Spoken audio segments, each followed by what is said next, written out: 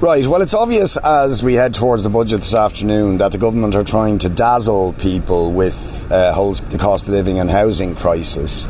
But we will be saying very, very strongly that once poverty and deprivation that people are suffering as a result of the cost of living crisis, and despite all the sort of tokenistic one-off measures the government are going to try and dazzle people with today, the reality is they are giving less this year to protect people from the cost of living crisis than they gave last year, and we will be saying poverty and increases that they're giving in social welfare, pensions, for carers and so on are far less than the actual level of inflation, the cost of living hikes that people have suffered.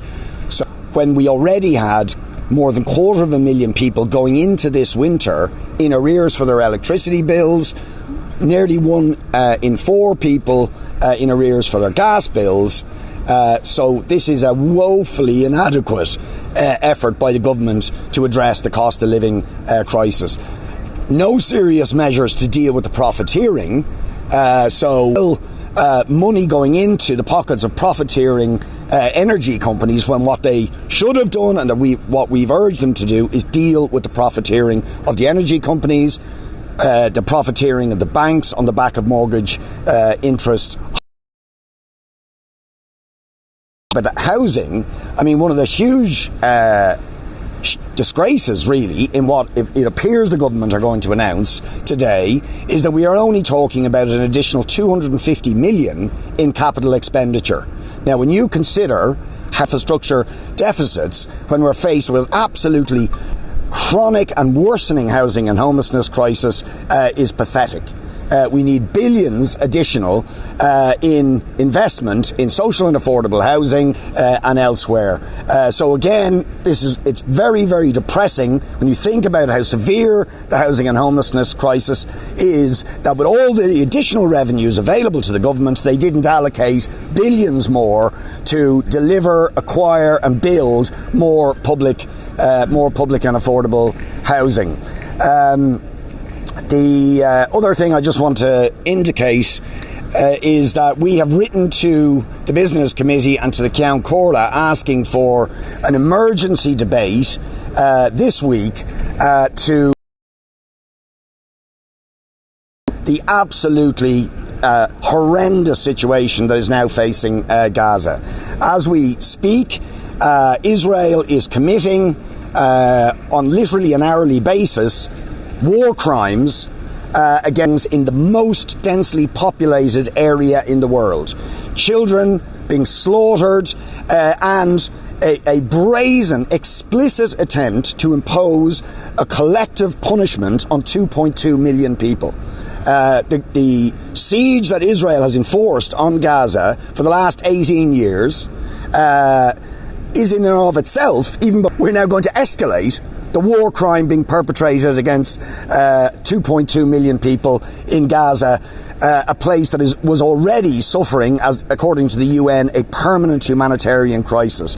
And certainly we want the opportunity, the States government, of European Union leaders, and sadly of our own government, which is somehow trying to lay the blame on this catastrophe that is happening in Gaza and this terrible escalation of violence on the Palestinians.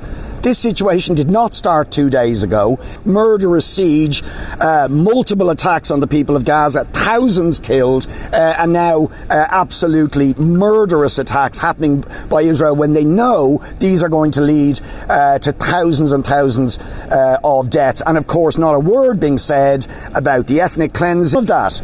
No complete impunity for Israel, and shockingly, the US and European governments promising support for Israel when they have been indicted by every single human rights organisation in the world for crimes against humanity and war crimes for decades. And yet no responsibility being laid at the door of Israel, and more of the really quite twisted narrative of trying to blame the Palestinians who are the victims in this situation. So at the very least, we want an emergency debate to discuss these issues and challenge. Richard, is it true that nobody has been, talking about the background of the conflict. I mean, for years and years and years, the government has been protesting when the Israeli settlements are expanded, for instance. They have taken absolutely no action in terms of sanction against Israel. None. So what use are words when the Palestinians are suffering every day, every week? The UN rapporteurs on Palestine are not allowed into Palestine by the Israeli authorities. Do people know that? That the people charged by the United Nations to go in and... This is not a normal regime. This is a regime that is built on daily, weekly and monthly ethnic cleansing of Palestinians, the denial of the most basic rights, treating Palestinians as less than human, and breaking every single international law that exists in terms of their treatment. So what we're seeing now is a tragic, horrible inevitability when you deny Palestinians any avenue. There's simply no avenue been made available to them. No sanction ever imposed on Israel. Complete impunity, and indeed worse, the United States and European governments arm Israel to the teeth. Even now, when they are pledging to impose a further escalation of the siege on Gaza to deny 2.2 million people. The United States says we're going to give you more arms. I mean, it is twisted beyond belief. What would the appropriate sanction then? Well, there should be, to my mind, there should be exactly the same sort of sanctions imposed on the apartheid state of Israel as were imposed on apartheid South Africa. An apartheid state that is built on the systematic discrimination and domination of one earth. Do we make an exception for Israel? It's simply beyond comprehension that the Palestinians can be punished and persecuted, imprisoned, ethnically cleansed, killed, detained without trial, besieged in the tiny enclave of Gaza, and no sanctions whatsoever.